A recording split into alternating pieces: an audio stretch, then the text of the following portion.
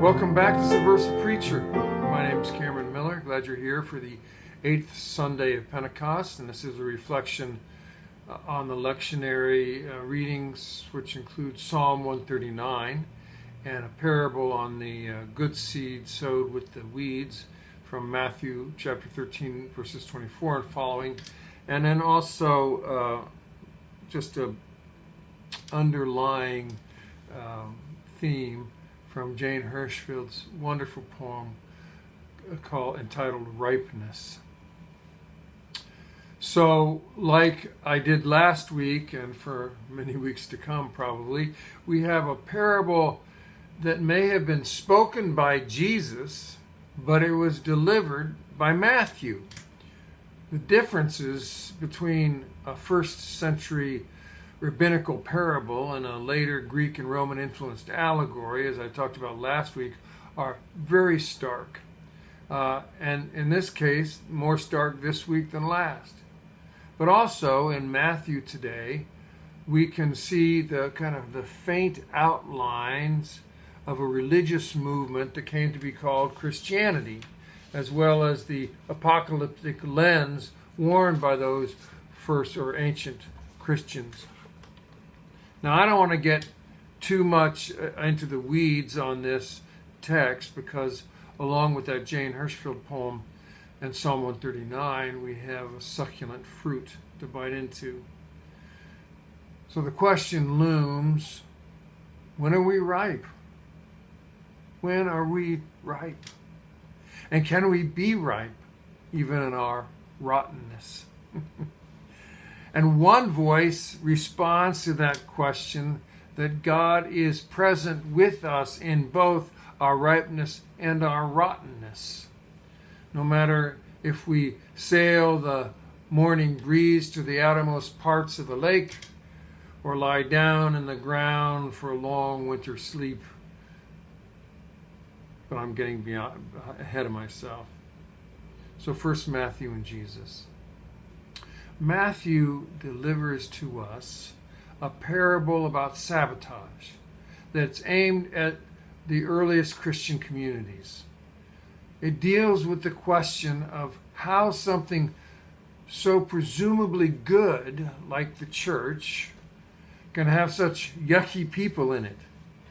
How do we define ourselves over and against the world, we being the good guys and the world being the bad guys? And how can we account for some of those bad guys getting into our good club? Does it mean that the whole club is now spoiled of its goodness? Now the answer that Matthew comes up with is that the devil done it. A mysterious enemy snuck in by night and planted the bad guys. But even though Matthew delivers the Jesus parable with that interpretive lens, something of Jesus' teaching does shine through, even with the false dichotomy at the core of Matthew's theology. You see, in this parable, you can feel that the workers are edgy. In the story, they're anxious when they go out the field and they discover weeds. Immediately, they start sifting through multiple possibilities about how did those weeds get there? Wasn't it the farmer who gave us these seeds? Was he not a good farmer, as they thought that he was? Was the farmer tricking them?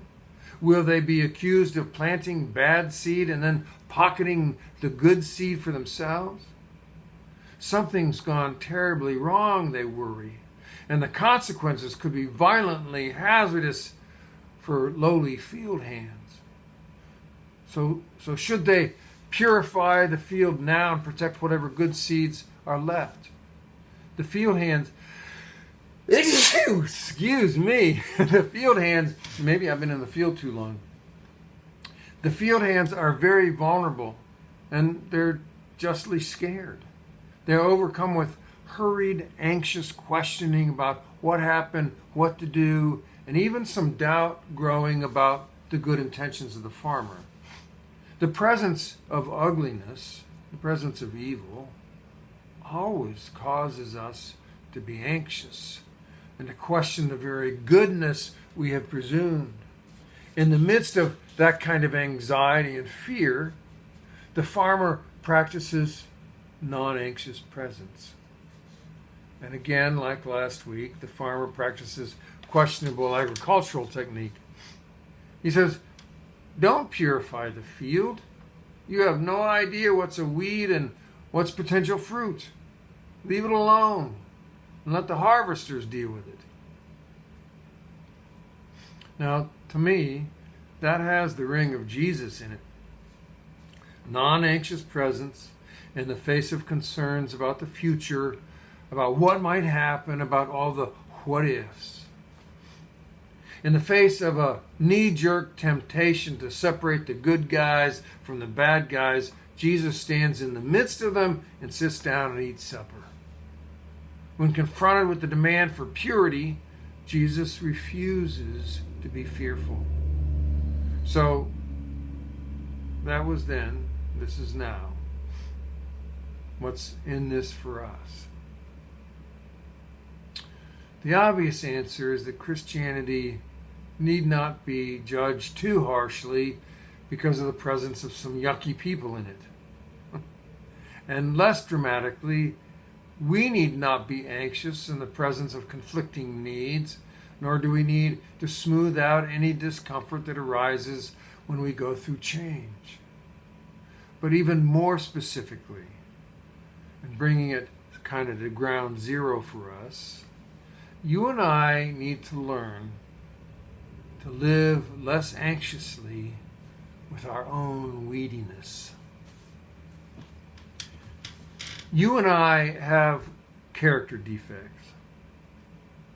I hope that doesn't come as big news to you. I don't even know many of you, but I'm positive you have some character defects. So I don't think I'm alone in this. But we have significant problems that keep re-emerging in our lives like mildew keeps coming back. Surely you know what I'm talking about. We have painful limitations and stupid flaws. Stuff that curses us throughout our whole lives, no matter how much we work on them. It's kind of like aging, I think.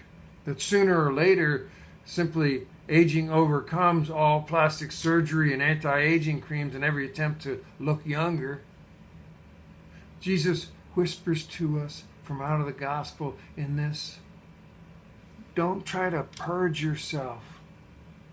What you think is a weed may bear fruit. Live with it. Watch it grow. Tend to it. Let it be.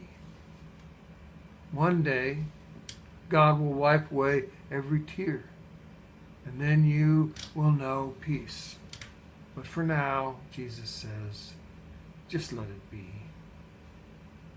Maybe that's where they got the song from. All of this does not mean we need to be complacent about evil and all those things that we know lead us to temptation and that wreak havoc and self-destruction in our lives. But we need to know that most of what we struggle with throughout our entire lives was there in the beginning. And we will not be rid of it at the end. And so live with it. Learn from it. Grow with it. Learn how to compensate for it. Practice non-anxious presence alongside of it. Assume that God will one day heal it and allow it to bear fruit. Until then, make do with it. Now, to me, that is a pretty wonderful parable. Psalm 139 holds another gem that kind of goes along with this Jesus telling us to live with our weediness. I love Psalm 139. It's one of my it is my favorite, I think. And for those of you who may someday be around when I lay dying, come to my bedside and read me that psalm. You see, Most of our religious talk and liturgical language boils down to asking God to fix what ails us or hurts us or in some other way solve our problems for us. But like I said a few weeks ago, while we sense and believe that God hears our prayers, we have no idea whether or not God does our bidding like that. I mean, for crying out loud, God's not our trick pony or anything. That's why there's so many non-believers. We live in a world in which proof is measured with mathematical equations and chemicals and elements of biology and other stuff that you can hold and point to and feel and even smell. But Psalm 139 promises something else. Psalm 139 promises that God is with us no matter what. God is with us here and now, whenever and wherever here and now may be. Whether we are in bliss or in pain, full of ourselves or ashamed of ourselves, whether we are desperate for love or overflowing with it, God is present with us. We do not have to be good. We do not have to be good for God to be with us. We do not have to be right for God to be with us. Whether we are ripe or going through a weedy patch, God is with us. God is present to us even in the midst of our worst lifelong defective character and all the trouble that it causes us. That's how that psalm and Jesus' parable are connected. Most of us probably have a lot of weeds within ourselves that we must live with.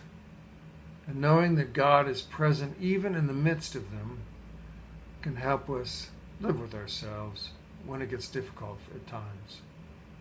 It can help us learn how to compensate for them too, and how to make amends with others when they suffer because of awful things that we haven't been able to get better at or to fix with ourselves. In fact, we will be a lot better human beings if we spend more time focusing on God's presence with us and among us, and less time obsessing on our imperfections. That's the punchline I hear in those readings. Matthew's delivery isn't all that good, but Jesus' parable is pretty cool. And that psalm is pretty cool too. I wish you peace, and I wish you, in the midst of all this heat, some coolness too. Thanks a lot for being here.